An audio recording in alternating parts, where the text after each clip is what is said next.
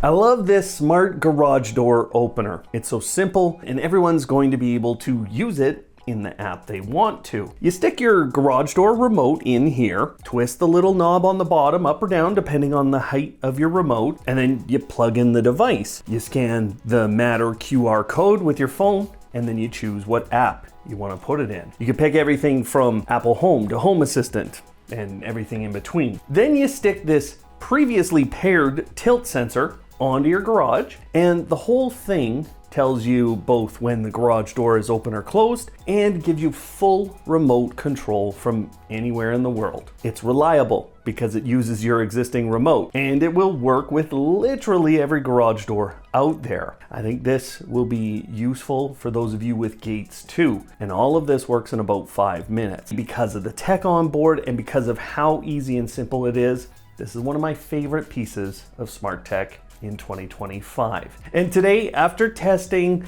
hundreds of products over this year and the previous ones, I'm gonna tell you my personal favorites for smart tech this year. Let's get it. Today's video is gonna show you the basics of each of the products that I've included. I'll have links to the products themselves and links to our reviews on these products so you can get a deeper understanding after you get some ideas today. Getting back into it, I have really enjoyed this experience that I showed in a video in May of this year. Door's locked, it's dusk, and I'm gonna see if the vision here works. Ooh, that was fast. Wow. What you just saw was the keypad vision from SwitchBot paired with the Lock Ultra. The vision recognized my face, and it did that using very sophisticated mapping technology. And then it opened the door to our home through its direct connection to the Lock Ultra. That sounds really complex, but SwitchBot made this super easy to set up and install. The lock and keypad vision both use Bluetooth. They are both paired to each other, and they are both battery powered. So even if there's a power outage or a smart home hub isn't working, I can still access my home. I can still lock my home too, and I can do this all without anything in my hands. No key, phone, nothing is needed. And there are a ton of other ways to unlock my door too. I can use my phone and many apps. I can also use fingerprints as well as passcodes, and SwitchBot just put out the Keypad Vision Pro, which includes actual palm scanning. And when we talk about batteries, they've been designed in a really thoughtful way. The lock itself has 3 batteries. The first one, it's rechargeable. I haven't recharged that battery to date, even though I use it multiple times a day. The second battery is a CR123 that acts as a backup, and even if I let both of those die, there's a third battery inside that allows you 5 locks or unlocks before it dies. The battery inside of the Keypad Vision, I've had to charge it 1 time. It told me for about a month that the battery was getting low, and it did that audibly. It takes about a second to get it off the side of your home to bring it inside to charge using its USB-C port. The one problem in the whole thing is if you have direct sunlight on the keypad, it struggles to know that you're coming up to it. You could fix this with a little shade or just planning the position, but that's important to know if you go out and buy this one. It was really hard to pick a camera this year, so there are a few in the video today. Now, cameras are starting to be something that any of these companies can make, but very few strike the balance between price, features, and quality. But what I found over this year is that Tapo has the best balance, and one of their cameras stood out to me as nearly perfect in reliability and nearly perfect in tracking both people and cars in a really difficult situation. This Tapo C660 has a solar panel on it, and I've never had to charge it. It pans and tilts, and I can use that motor to track people, pets, and vehicles. And it does so well at tracking those vehicles. So much better than any other camera I've used. And you can see in my situation, the camera is close to the cars, so it's especially difficult to track them. It's really good 4K footage, and Tapo has some of the best night vision out there today, even in extremely low light situations. Now, their detection system is powerful too, and I get the recordings that I should while not getting any that I shouldn't. And I know that because I've compared this to other cameras that are missing missing things or over reporting. It also connects to 2.4 or 5 gigahertz, and I get local recordings with the micro SD card that I put in this camera.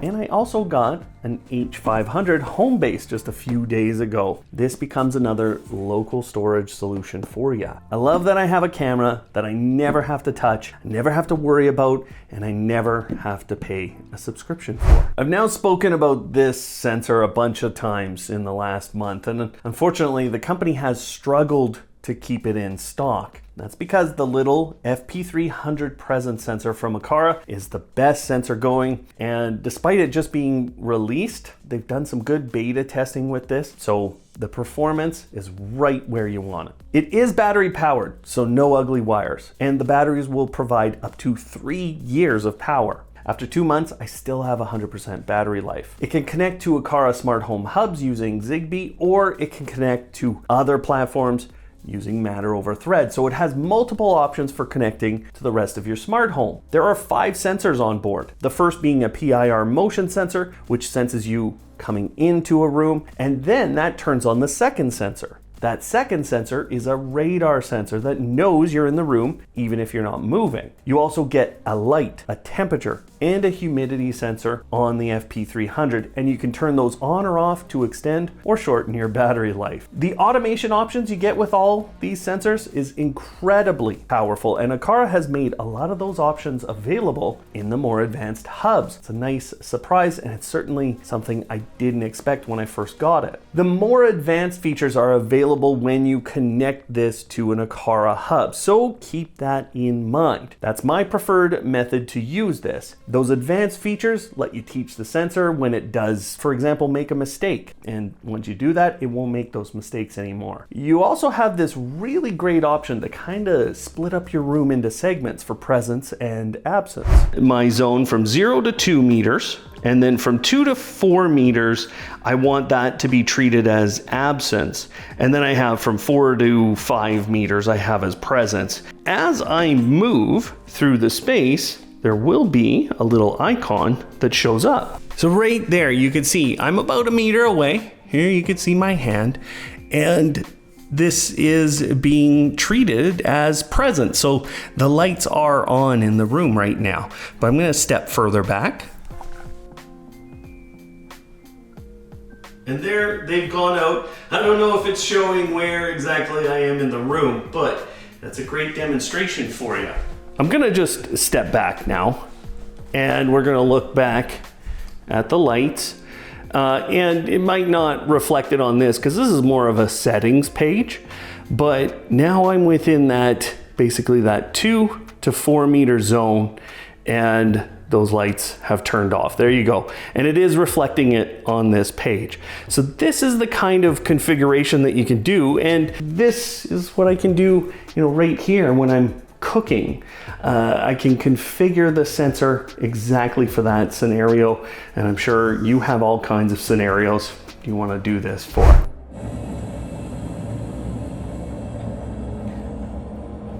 See how it's just following? And I started this all with my keyboard. Let me show you what this is all about. We're just north of the crash site. Strike 1 is in position to engage. Uh-oh.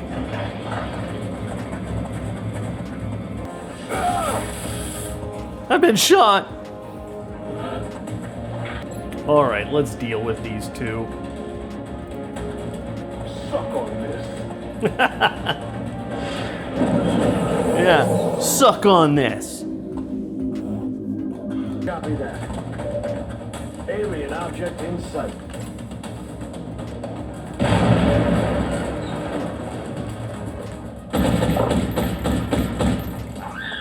Nailed it. Yeah. Funny story, I made that intro about the keyboard as soon as I got it, and it never made it onto the channel, so I was kind of excited to be able to use it here. Now, I made that intro because I had made really neat automations using Home Assistant with the Matter over Wi-Fi on the MK1 smart keyboard, and I was loving playing that old XCOM game with that incredible lighting. But then I had to wait a very long time for Third Reality to bring the keyboard out, and we ended up making a very different video that showed a number of automation ideas. That's because this is the first device of its type. It has this little matter button, you hold that down, and then you hit one of the F1 to F12 buttons on the keyboard. That's then a trigger to start an automation with any of your favorite Matter apps. Connecting this to Home Assistant and then Pass.agent allowed me to open up websites, programs, and really do anything I wanted on my PC. I also gained a ton of control over the rest of my smart home with the 12 different smart buttons at my fingertips. The effects on the keyboard can be changed in many ways. Speed, brightness, and the overall effect. And some of those effects are responsive, so it's a pretty fun keyboard. For those of you wondering how you'll remember what each key does, well, the keycaps can be popped off, customized,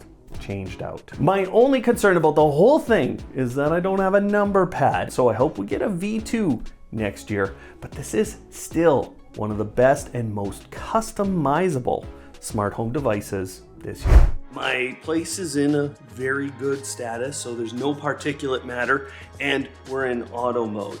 So let's go turn on our fog machine. Within about 10 seconds, it picked up the bad air quality. Now, I'm gonna run that fog machine.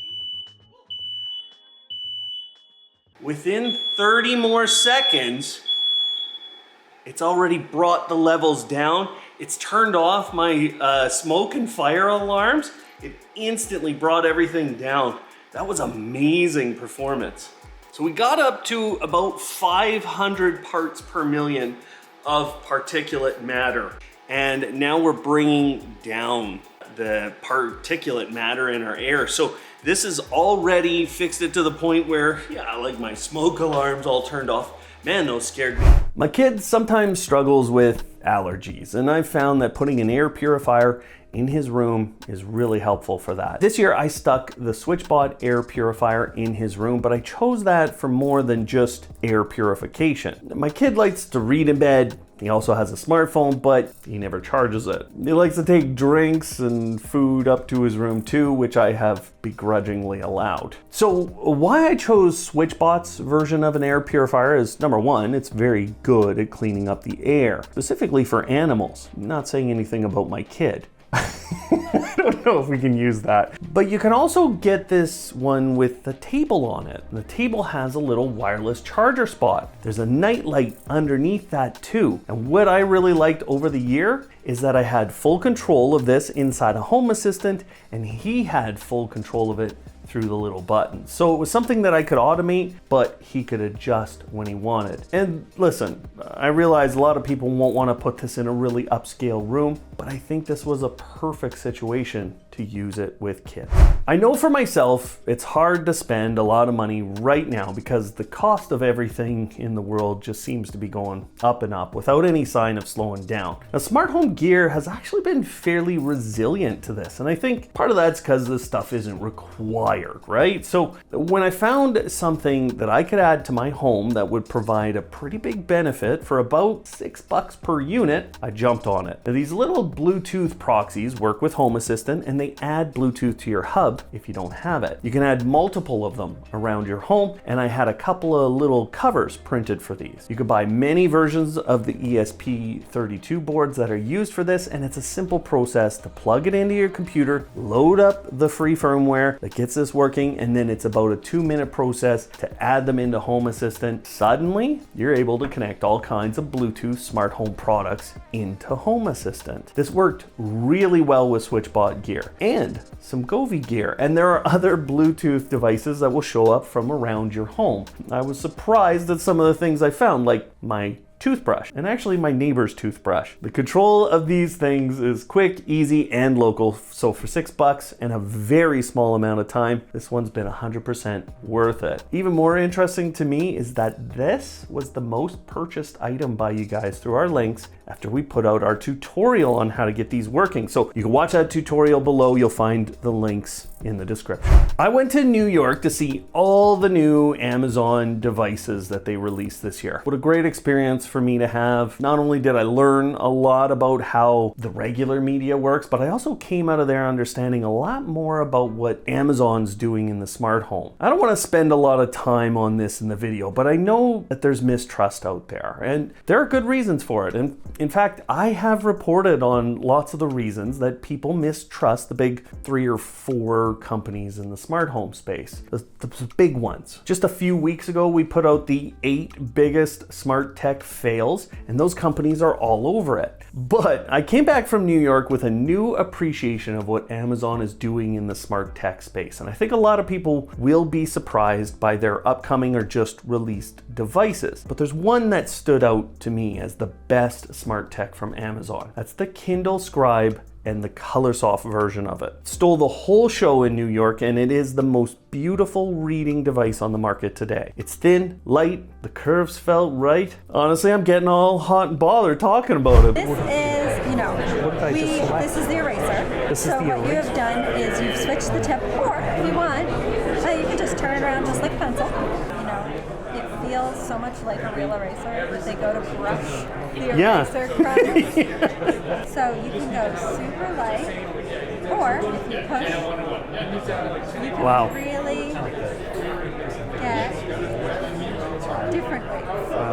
I like the fountain pen because it's fancy. Just like watercolors, it actually lets you layer. Yep. There's also a lot of organizational features based on AI being packed into it. It changed the way Amazon executives were working at Amazon. I think this could be a game changer for students. This Kindle will allow you to create notes and then organize those notes with books and other materials. Over here you will see one more option next time, which is share with Alexa. And then you can send your notebook or document to Alexa and then ask questions on Alexa Plus. You create a project folder, call it English 101. Put all those things into the folder and then let AI-based features analyze and summarize different topics and different components of your folder. Many of the AI features are baked right into the device, although there are some components that will take their new AI version of their voice assistant. I want to tell you guys things like that so you're clear before you go into it. You would need an Amazon Prime subscription to use Amazon's new AI version of their voice assistant. Smart lighting is just plain old fun and exciting, but my favorite light switch in 2025 was released a long time ago. The Lutron Diva is a smart dimmer. I call it perfect. It has great physical control. 1 tap turns it on, 2 taps pushes it to full brightness, and you can always adjust the brightness with the little slider on the side. It comes in a number of colors now too, but what has impressed me is how perfect the smart home control is. It never fails. That is Lutron in general, and if you don't want dimming, you just get the Claro version. These work really well in 3-way, 4-way, really whatever situation you have. And I've been adding in their Lutron remotes all over my home, creating extra spots for me to control my lighting. When I pair that with the Lutron Serena shades, I get a very modern feel to my home with perfect reliability when it comes to the smart features. I've loved being able to use dashboards to control those shades, and I loved being able to create these really complex automations based on the weather outside. They work every time, and listen, the Serena shades are incredibly expensive. Don't get me wrong, but I've had them for over a year now and I would do it again in a second. So yeah, this is my favorite smart shade product too. Now, from that really reliable and super solid foundation, I've added some fun lights to my home, and usually those are coming from Govee. Now, they have the best effects, they have products that fit just about any situation, and my entire holiday setup is Govee lights. We get compliments all the time during Halloween Halloween, people came up and said they loved our setup. But the best product that Govee created this year is the Uplighter floor lamp, and I don't even think it's close. It looks like a floor lamp with a different top. It's tall, but it's stable, and there are a couple little control buttons on the stem. You can tilt the top of the light, but it's really the incredible light that comes out of the top of this lamp that makes it the best thing they've done this year. The flowing light that you can fully control gives this lamp an aura unlike anything out there today. It looks beautiful, and everyone who looks at this light compliments on it. But you also have a side light, and it has full color control as well. It's a nice adder, but it's not the main feature. Well, this lamp actually has a second main feature, and that's the downlight. The downlight is a perfect reading lamp. So in the end, the Uplighter is a downlighter, with it being Matter over Wi-Fi, and with Govee having done a lot of work on their integrations with platforms like Homey, there's actually a lot of good control options out there. And for those of you using Home Assistant, I have a great tutorial in the description below for you to get all your Govee gear into Home Assistant and then get all those scenes and effects too. I know it's not the season for fans because it's bloody cold here already, but the Drio Polyfan 707S was one of the biggest releases this year. Every single fan I've had from this company has been the best fan I've had. They keep getting better, they keep getting better features too. Now, Drio doesn't have the most integrations with the rest of your smart home, but this specific model doesn't need integration because of the 2 sensors on board. It has an onboard presence sensor, so it knows where you are, and it allows this fan to follow you. Now, it's not perfect, but it is plenty good to be my favorite gym companion. The other sensor is a temperature sensor, and this is an incredible feature that's been on every Drio fan that I've had right from the start. You can get it to control the fan speed based on the temperature in the room, and you can set that up one time and then the fan will just take care of it. These fans move horizontally and vertically. They look amazing, and it's basically a single screw to be able to open them up and maintain them. They're super quiet when you want them to be, and they're super powerful when you need it. The app is really easy and nice too. The only drawback is that you don't have all the different integrations. You might be wondering where your favorite device is from your favorite company is in our list today. And I want to invite you all to add those in the comments down below. And for those of you who maybe don't use a lot of smart tech in your life, check all those comments out. Our community here on YouTube are some of the best and brightest in the smart home space. Now, I do want to address something because, I stuck this here, and I think the Home Assistant folks are always so vocal. I just got this. I'm in Canada, and sometimes there's limitations for me. So I can't actually talk about whether that's one of my favorites this year. So feel free to let me know what your experience has been with some of the Home Assistant releases. And in the same thread, the new Amazon gear, we just got their new voice assistant here. I haven't been able to review any of those devices. It's things like that. There's some little limitations here, and that's why I think it's so important that you guys come out and give me what your favorites were this year. Now, I am aware that it's Black Friday as I release this video, and obviously a lot of these companies are having sales, so I did put in good links down below to their Black Friday sales. SwitchBot gave us the new candle warmer, and I love that because it makes my home smell nice. There's also no open flame. But my favorite light from their series that they just released was one of their floor lamps. And that's because instead of just being that vertical mount, I could mount it horizontally. And then when I stuck it under my bed, the incredible effect it made out the sides, out the top of our bed, it's just something that I love. There's some really neat effects on it, and its connectivity to Home Assistant is really good. Pairing it with a motion sensor allowed us to make a really simple automation that lights up the room just enough when we get out of bed in the evening. The AOTech Home Energy Meter 8 has been a fantastic addition to my home. I was able to install 2 of these, and they provide me all kinds of electrical data. That in turn has allowed me to make a lot of decisions about when and how we use electricity in our home. This is a simple install, and actually a lot of people can do it themselves because it's a little CT clamp that goes over cables. It worked with all the major hubs in my home, and because it's Z-Wave, it can work in those mechanical rooms without ever failing. It doesn't get all your breakers, so some people prefer those types of models, but this is plenty for me, and it's been amazing. I think the S3 Pros from Eufy combined with their Homebase 3 is still one of the best solutions out there for people who just want smart home security cameras. It's simple, effective, and the footage is stored locally on that home base. The home base is plugged in, Ethernet and power, and the cameras directly connect to the home base, leaving your Wi-Fi open to do other things. It's also simple that I handed it off to my parents earlier this year. They've been using it with no failures. I actually made a video that shows you how to hand a system like that off to your parents without them having to do any setup. So you can check that out below too. I've automated most of my front porch. Let's go check it out together. This is where we are, and let's go up to the home. Let's watch what happens. So you see that light just came on? That's perfect. Now we've got our porch lit up. Let's go a little closer here. Welcome home, Brian. You're looking fantastic today. It's recognized me and